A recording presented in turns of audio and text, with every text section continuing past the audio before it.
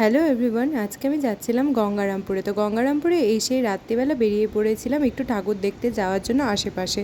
তো আমরা 4 জন যাচ্ছিলাম আর সামনে সামনে যাচ্ছিল একটা ঠাম্মি। তো এই গলির মধ্য দিয়ে আমরা যাচ্ছিলাম এই ক্লাবটাতে। এটা গঙ্গারামপুরের কোন ক্লাব বলো তো? এটা হলো নবপল্লব সংঘ। আর এখানে কিন্তু আজকে বিসর্জন ছিল, তো সেই জন্য এখানে তো প্রচুর নাচানাচি করছিল সবাই, আর সেটাই আমরা দেখছিলাম। আর এখানকার প্রতিমা কিন্তু এত সুন্দর, মানে বলার ভাষা নেই, এত সুন্দর।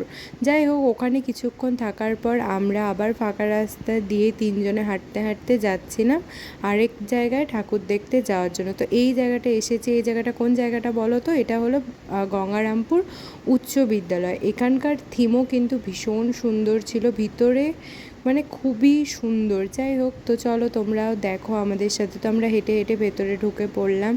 তো দেখো তোমরা ভিতরটা কি সুন্দর, আর এখানকার প্রতিমাও কিন্তু ভীষণ সুন্দর।